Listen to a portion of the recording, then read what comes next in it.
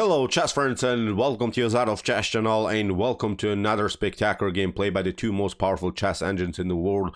Welcome to a beautiful gameplay by Lc0 against Stockfish 16 in a wild Lasker-Pelikan Sicilian. And the Lasker-Pelikan Sicilian, also called the Sveshnikov Sicilian, is in my opinion one of the best responses against e4. So if you have problems, if you have trouble to do something against e4, I think this is a perfect opening for you, because in the beginning you are directing a little bit the game with the black pieces. White doesn't have so many sidelines that you have to learn, so I think it's an easy to learn opening, but of course with also good chances for white and for black. But what I like about this opening is that black is also decent success. So when you watch the database, you see also many winning games with the black pieces. So in my opinion, as I said, good response, good repertoire, because in chess we simply need a strong repertoire against e4, c4, d4. Against knight to f3, of course, you want to know what to do. Even against f4 in the beginning, you want to have a decent response. So that's why a learning opening is of course very important for us. And how to learn openings, we follow of course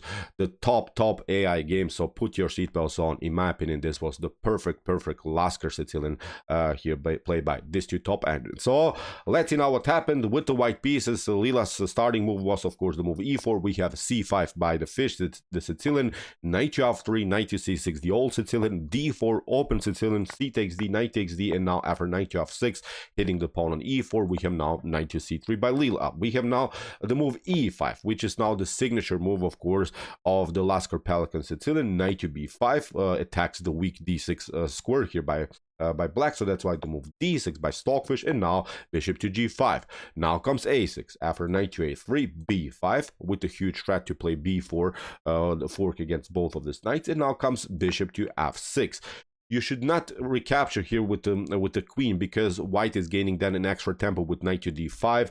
In some lines there are even some tactics possible with bishop to b5, knight to b5. The knight is already there, then you're weak around the square c7. So that's why the correct way is here to take with the move g takes f6. And what you're trying to do now is to play in sort of a King's Indian way. It's of course not the King's Indian defense, but if you're familiar with the concepts of the King's Indian, the main goal, the main strategic goal is to push the pawn on f4, and then your Lasker bishop becomes a monster. After f4, we have now maybe here the opportunity to also play f5 afterwards, then bishop to e7. Both of these bishops are directed to the king side, so in my opinion, great attacking chances then you have here on the king side. After g takes f6, of course, not all can be perfect here for you. You have a structural weakness, we have to say it.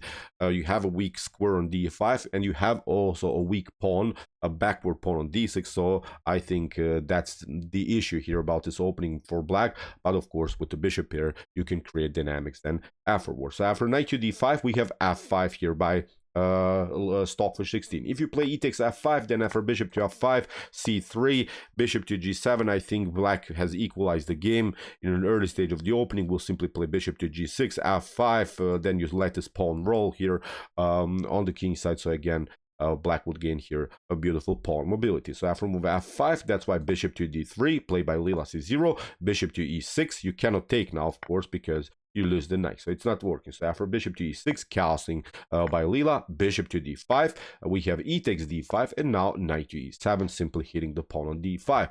And what Stockfish gained here is again this pawn mobility. We can play if possible e4, f4, maybe f5. We'll let this 3 pawns roll here simply on the king side. So this is now the beautiful dynamic idea of black. So of course after c3 you cannot take this pawn on d5 immediately, because then you get this one, bishop to b5, a takes b5, queen is coming, this one is weak, your bishop is weak, we have to say it, because the bishop is paralyzed by its own pawn. So it's also not a good continuation to see. Bishop to g7, knight to b5, even in some lines, I don't know, queen to a8, knight to c7 is also tactical opportunity. So be careful also what you're doing here with the black pieces. After knight to e7, we have now the move c3. Stockfish continues with normal development, and now knight to c2. Lila is trying, of course, to reroute the knight on a better square. We have castling by the fish, and now queen to h5, simply hitting the f5 weakness. We have e4 by the fish, of course, bishop to e2, and now a very nice attacking idea, king to h8. clearing the file for the rook, of course. With the support of the rook, black could create many attacking chances against white's king. So we have now the move g3, and now comes a brilliant move by Stockfish. Although Lila prevents the move f4 with the move g3, Stockfish plays f4 anyway. Sacrifices a pawn just in order to split the pawn chain in front of the king, just in order to open the position in front of Lila's king. So what should white do? For instance, if you accept the challenge, then we'll simply go like this. Knight to g6, you're trying to defend, queen to f6, maybe the queens could be off the board, but now after move f5, we'll simply get this knight here, and there's simply no good defense against knight takes d5. I would even dare to say black is much better here. Again, the g file attack is working, the bishop is more active, this bishop is a little bit misplaced. It's already attacked by the knight, so in my opinion, not a good continuation anymore for white. So after move f4, that's why f3 by Lila, and now we have e3. If you play again g takes f4 now, and you could maybe think this is now a perfect position for white because now the pawn on e3 is also weak, then we have this one, f5, you're trying maybe knight to d4 to get your knight here on a weak square on e6, but now we can simply trade it off. Bishop takes d4, c takes d4, knight to d5, again, a much better continuation here for black. Weak pawn on f4, g file attack, queen to f6 is going to happen, this is weak, c file can be occupied, so the bishop is again a little bit stuck here, doesn't have a good activity in the continuation of the game. So that's why after move e3, Lila c0 continued with the move a4, a counter attack on the queen side. Well, black is many times challenged in this way. White is trying to break this small space advantages, a6 b5 structure on the queen side. We have knight to g6, Stockfish doesn't even react. We have king to h1, Lila gets out of this potential g file mess. We have b takes a4, rook takes a4, and now a brilliant move here by the fish, f5. Simply leaving the pawn on a6 unprotected. Stockfish is saying here, I'll not lose any time, any precious time to defend my pawns. I will continue where I'm better. I will continue simply with my beautiful king side attack. And Lila c0, believe me or not, doesn't react correctly immediately. Lila plays now rook takes a6, falls for this. I will not say this is completely a busted position for white immediately, but you see what is really Stockfish dirty idea here. So a better choice was again to simply compete on the potential g file attack. Then probably the game would have continued with a5. Stockfish would then improve maybe the position of the pawn, but then g takes f4, queen to d7, you're trying maybe rook to c4, and now queen to f7, hitting simply this weakness. Black can of course be challenged in this way, rook to g3, and now we occupy the b file. So the Stockfish engine gives again a slightly edge for black, so black should be here slightly better because of the better piece activity, but this was probably the way to go here for Lila c0. At least you create maybe some chances with rook to h3 and some more stuff. You have to play actively also on the king side, but instead of this move, rook to g1, Lila c0 took simply the pawn. Stockfish takes, of course. We have bishop to a6, but now f takes g3. Now Stockfish managed to crack the position here on the king side. We have h takes g3, and now rook to f6. There is now huge threat with, I don't know, knight to f4, and maybe then afterwards rook to h6, trapping the queen. So that's why queen to g5, getting out of this mess, and now f4. Stockfish is continuing the pressure. Although Lila c0 is up a pawn, it doesn't mean so much, because in order to make something, you will have to push some pawns here on the queen side, but I think it's simply too slow. The game is simply transposed simply too much to the king side.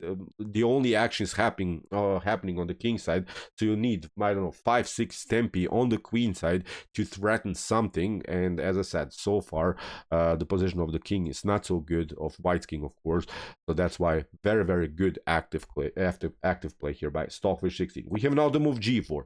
Lila is desperately trying to somehow keep the spaces on the king side locked, to keep the files locked, but now queen to b6, and that was now the meme planned by Stockfish. Why Stockfish really sacrificed the pawn, this beautiful counterattack, this beautiful new tempo against the bishop on a6. We have knight to b4, and now comes a brilliant move by the fish, maybe just for fun if you want to pause the video and try to see now the best continuation here for black. I will not say again black is completely winning, but white after this move has many tactical but also position problems in the continuation of the game. So what would you do now?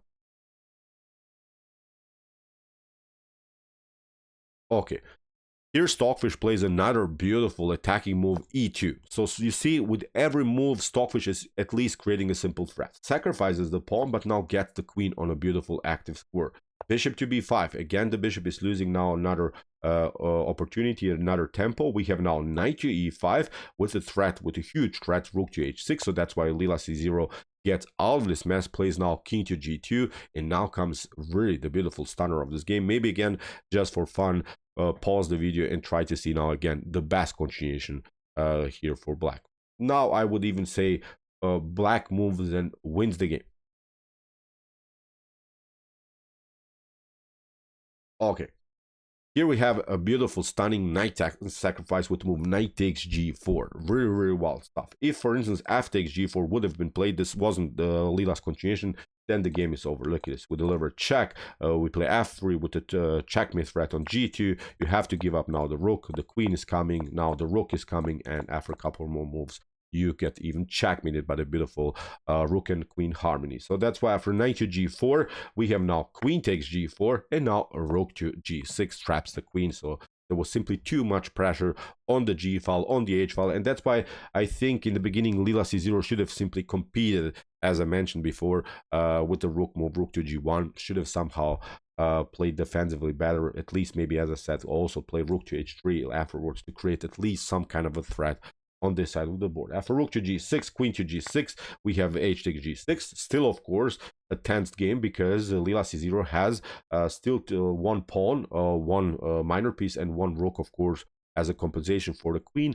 But when we watch now the position, I think, again, the king safety is something that we should consider here. The white king is not so well placed. There are several dashboard problems. This bishop will come into the game. So, again, many good tactical motifs here for black. After h takes G6, we have rook to F2, protecting everything. Now the knight is coming. Queen to E7 with the threat to play queen to G5, king to F1, and now bishop to F6, of course, including now the bishop into the attack. And this was also, I think, a remarkable move here by Stockfish, sacrificing simply in pawn just in order to activate here the dark square bishop on G5 to somehow get this bishop better placed all over the board. So now the bishop has some great attacking chances. So after queen to E3, knight to G2, we have a new check. Lila-C0 covers, but now comes bishop to H4, and you see now white is forced now to play very passively. The knight is locked, the rook is locked, the king cannot move. Great sort of a Zugzwang move, great boa constrictor style here by Stockfish 16. We have queen to D1, simply putting more pressure against this pawn. We have now bishop to D7, king to G7, rook to E4, bishop to G3. So Stockfish keeps, of course, this bishop on this diagonal. The rook cannot move because you lose the knight. You cannot also move the king again. You lose the knight. We have bishop to G4. Now we have this one, queen to D2, rook to E2. Again, here the same idea, but Stockfish gets now finally also the king into the attack. So whenever you don't have a better improvement of your pieces, of course, the king should play in the endgame stage. We have bishop to H3, bishop takes E1, now rook to E1, and now finally Stockfish grabs the weak pawn on B2, rook to E2, Stockfish grabs another one, we have king to F2, new check, and Stockfish simply grabs another pawn. Great endgame technique by the fish. F4, we have king to H6, rook to F2, queen to D3 check, now simply keeping the pieces active. Here Lila-C0 tries, of course, a very tricky idea, tries to deliver checkmate, so that's why first of all the check. Now again queen to B6, bishop to G4, Stockfish steps back here with the king on H6, we have king to G2, and now queen to B4, bishop to C8, and now queen to D2, a new check, and now finally the pawn is rolling. Stockfish is saying this pawn is now my main winning motif here with from black's perspective. We have bishop to A6, king to H5, bishop to B5, queen to D4, bishop to E2, threatening, of course, some discovery. So that's why first a check, we have queen to H3, and now queen to G4. First a check, the king has to step back. We have now this one, king to H4. Great move again by Stockfish, not allowing the rook move because a dangerous check could happen. So this move forces Lila-C0 to play even more passively with the king on H1. Here we have queen to E6, attacking the bishop. Bishop drops back, and now G5.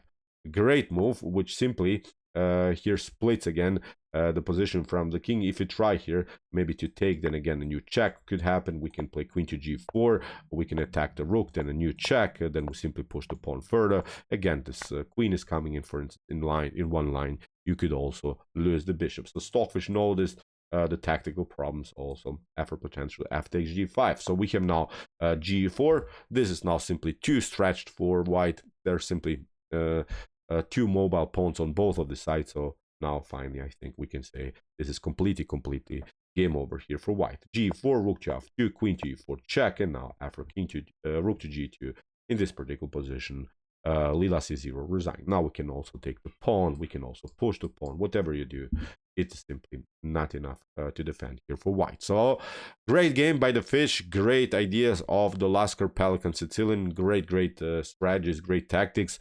As I said, if you want to study this opening, here's the link of our playlist. Please check it out. I think everyone needs a good repertoire against e4. So if you want to see also some other beautiful sharp tactical chess like this, check out our commented chess games played by computers. Here's also the link of our playlist, and if you like this content, don't forget to subscribe to my channel.